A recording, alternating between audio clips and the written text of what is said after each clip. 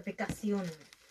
Magandang gabi po sa ating lahat. Ang aking i-share ngayon ay makikita dito sa ikadalawang hari, Kapitulo 8, versikulo 1 hanggang 4.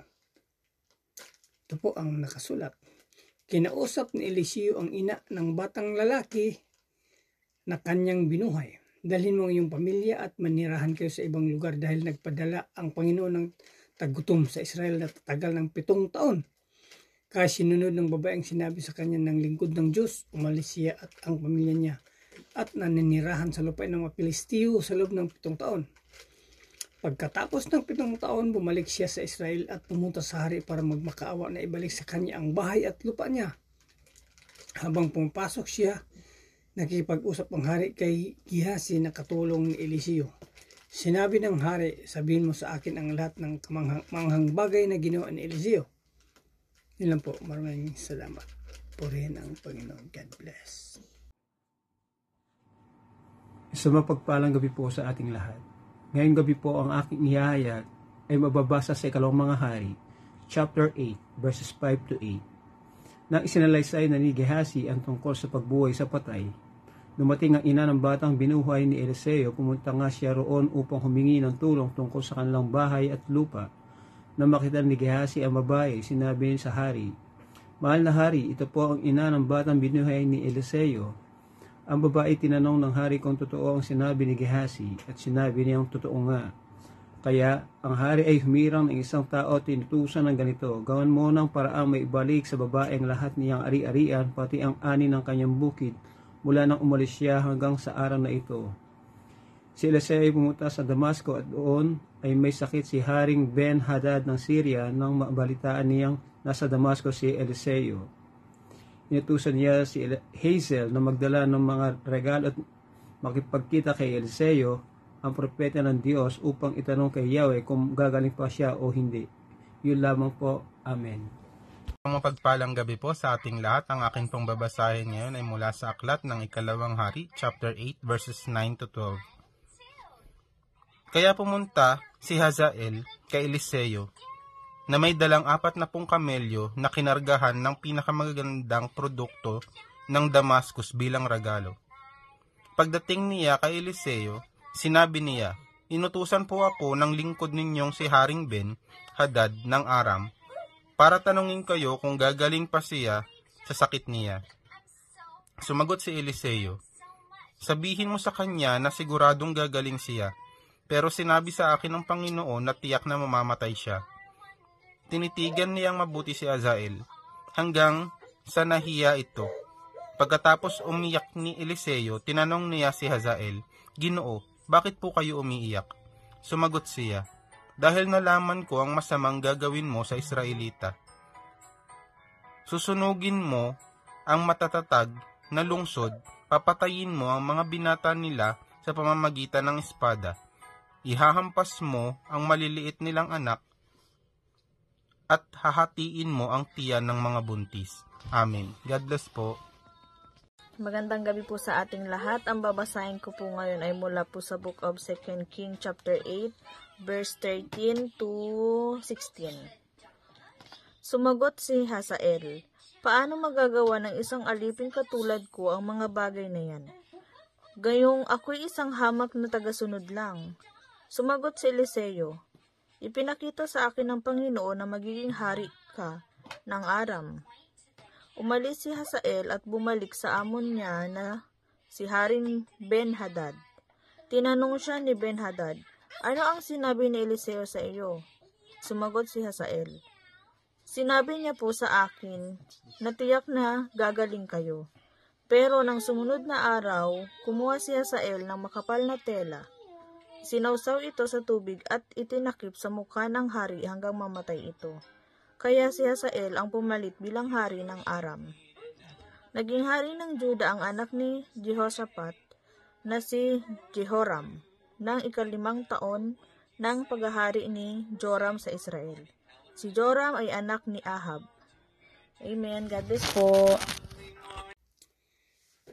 Isang mapagpalang gabi po sa ating lahat. Ang aking isi-share sa ating daily devotion ay makikita sa ikadalawang hari, Kapitulo 8, versikulo 17 hanggang 20.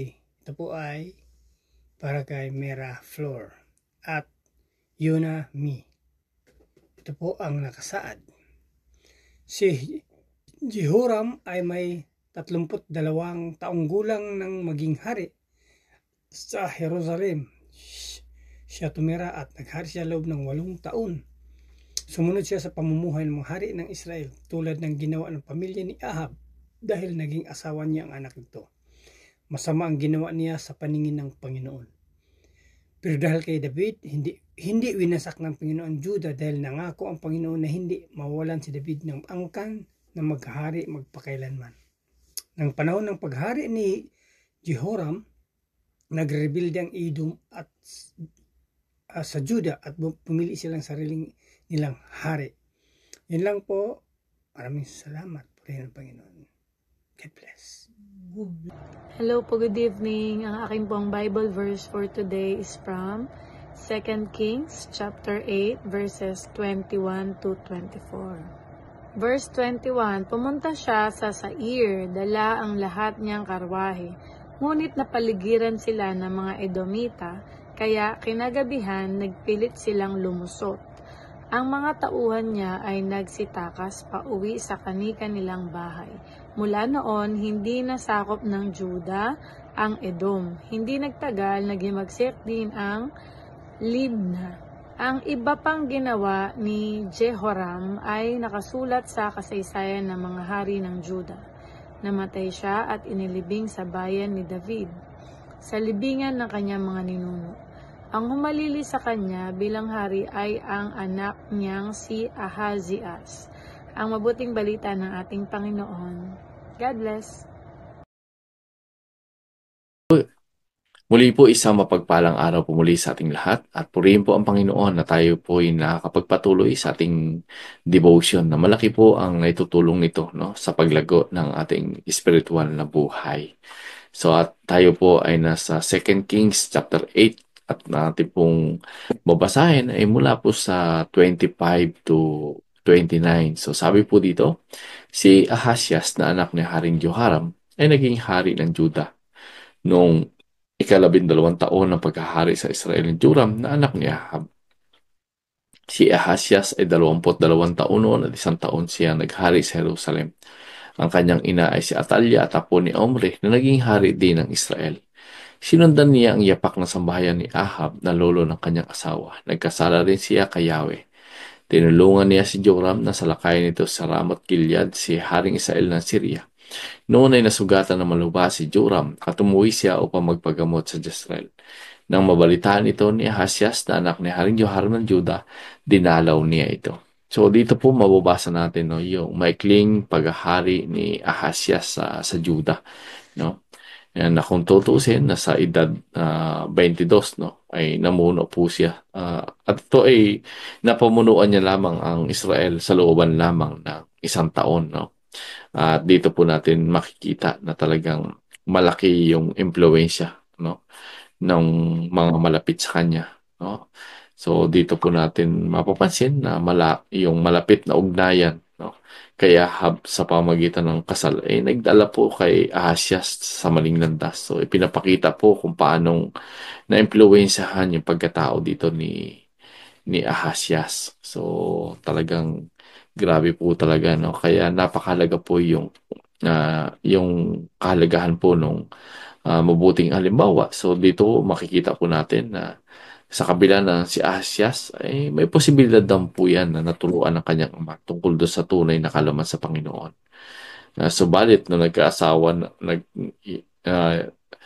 subalit yung kanyang pag-aasawa sa anak ni Ahab, ito po ay nagdala sa kanya ng kasamaan. So pinapakita nito yung kahalagahan talaga ng pagpili ng tamang makakasama sa buhay na pwede itong magpalakas dun sa ating pananampalataya o magbunga ito ng pagsuway o magbunga ito ng hindi maganda sa buhay.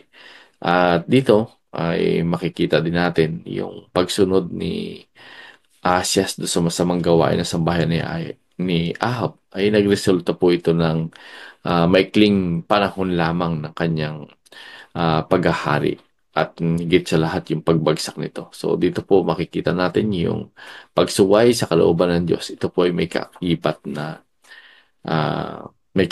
na parusa at negatibong kumbaga po ay kahihinatnan. So lagi po natin tatandaan na napakainam, no? Na tayo ay sumunod sa Panginoon at iwasan yung pagsuway sa Diyos sapagkat ang Diyos po ang may kapit ng lahat, no? At siya po yung may control ng lahat. He is a sovereign God. So purihin po ang Panginoon